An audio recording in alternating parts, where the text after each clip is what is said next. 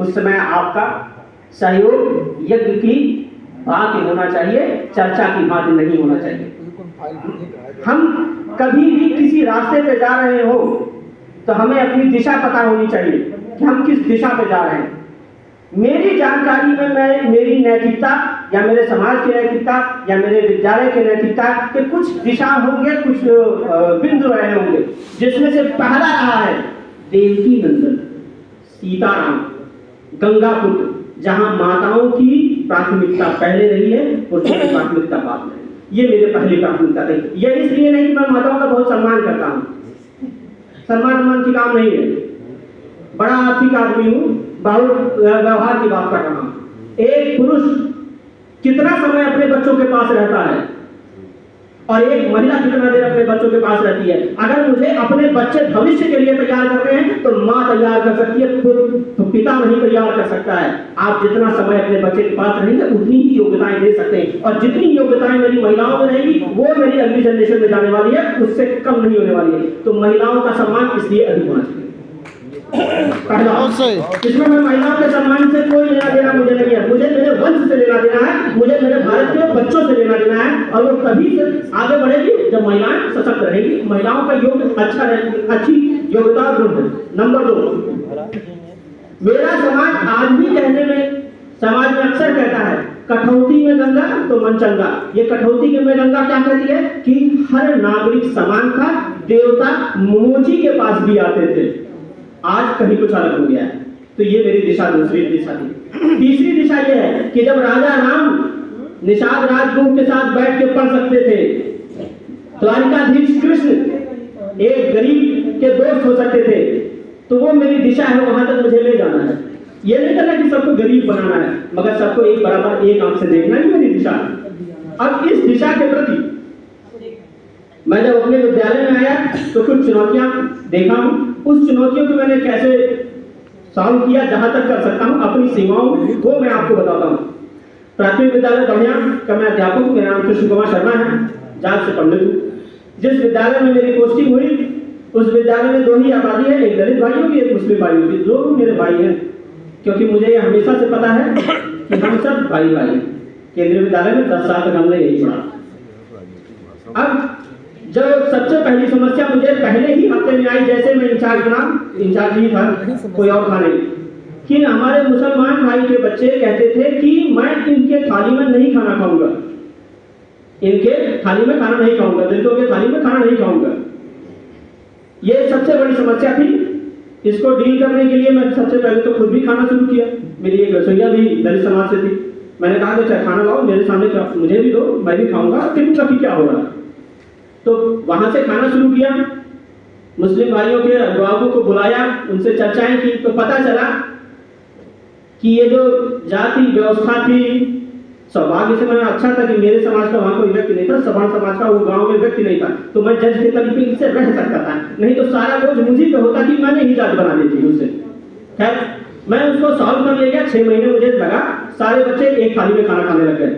ये मेरी पहली विजय थी, जो मैंने माना कि एक अध्यापक के तौर पर मैंने अच्छा काम किया था। उससे दूसरा काम, मेरे विद्यालय में सफाई कर्मी आएंगे, रसोईया आएंगी, सभी का अभिवादन सभी बच्चों को खड़े होकर नमस्कार से करना है। ये जब से मैंने कराना शुरू किया, और मैंने बच्चों से कहा कि बेटा तुम खुद देखो, जब वो आते हैं या मुझे नमस्ते करते हैं तो मैं खड़ा होकर नमस्ते का जवाब जरूर देता हूँ, और अगर मैं दे सकता हूँ तो तुम भी दे सकते हो। 6 महीने इसमें भी लगे, चीजें बहुत अच्छी हुई। और आज समय ऐसा है कि अगर सफाई कर्मी खाली समय पे हैं तो मेरे ही विद्यालय में आके बैठते हैं, उन्हें वो सम्मान महसूस होता है विद्यालय में, और मैं कुछ भी कह दूं तो वो काम हो जाता है, कोई रूप नहीं निकाला जाता। तीसरी चीज जो करना है इन बच्चों के साथ, जो मैं करता आया हूं हमेशा, सिर्फ अधिकार दे देने से कभी किसी का विकास न हुआ है, न कभी होना है।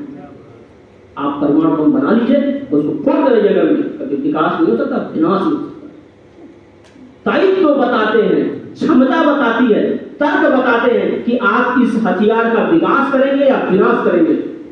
हमारे यहाँ, आप सबके यहाँ होता है, सची सची हमारे पापा का नाम नहीं लेंगे, सची सची हमारे मम्मी का नाम नहीं लेंगे।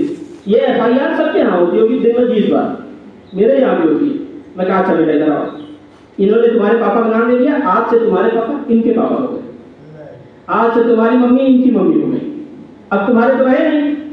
10 मिनट में बच्चे को समझ में आया कि नहीं, नाम ले लेने मात्र से मेरा कोई अधिकार घटा नहीं है। मेरे चटकने से मैं चटक, अब कहते हैं ना कि सदी चटकाओ गए, सदी चटकाओ गए। मैं कहा बेटा कितना चटके हो हम भी देख लें, तो चटकना बंद हो गया। ये भी बताना है कि तुम्हारा अधिकार क्या रहा बेटा। तुम तर्कों से समझ सकते हो कि तुम्हारा कोई नुकसान हुआ कि नहीं हुआ। अगर नुकसान नहीं हुआ तो चटकने की जरूरत नहीं है, अपने आप को कुंठित महसूस करने की जरूरत नहीं है। ये दायित्व तो हमारा नहीं है। जिस जगह पे महिलाओं का सम्मान होना चाहिए था, जहां महिलाएं गायत्री मंत्र लिखा करती थी और जो बड़े बड़े वेद मंत्र भी कुछ लिखे हैं, आज उस जगह पे दिल्ली विश्वविद्यालय में लड़कियों का कपड़ा फाड़ा जा रहा है। यहाँ से यहाँ तक का विकास हुआ है, यहाँ से यहाँ तक का विकास हुआ है। इस विकास को हम यहाँ प्राथमिक स्तर पर यह रोक सकते हैं बच्चों में देके कि बेटा सभी जीव बराबर हैं, सभी कार्य बराबर है। जैसा मैंने अपने विद्यालय में किया है कि कोई भी सफाई कर्मी हो या कुछ भी हो, सबको सम्मान देना ही देना है। हाँ, पेड़ों को जब पानी दिलाते हो तो इसलिए नहीं देता हूँ कि बेटा किताब में लिखा है कि पेड़ों को पानी दे दो, कोई जरूरत नहीं है। मानव कभी इतना मतलब बिना स्वार्थ के काम कर ही नहीं सकता।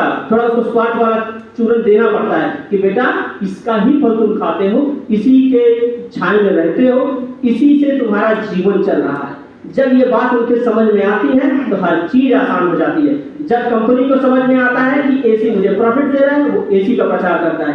जब आपको समझ में आ जाएगा कि पेड़ मुझे प्रॉफिट दे रहा है, आप पेड़ का प्रचार करेंगे।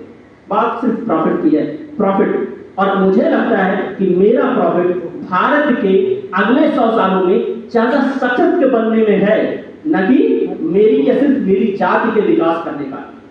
यहाँ जाति हटानी है, सारे काम करने हैं। दूसरी एक चीज जो आज है कि हमारे अंदर नैतिकता, हमारे जातिवाद और भेदभाव और शिक्षा में भी जातिवाद फैला हुआ है। 10 मार्च 1826 थॉमस मुनरो, गूगल में अभी सर्च कीजिएगा, ये गुजरात मद्रास प्रेसिडेंसी का रिपोर्ट है, जिसमें कहा गया था कि करीबन 60 से 65% तक छात्र और अध्यापक ओबीसी और दलित समाज से थे हमारे यहाँ।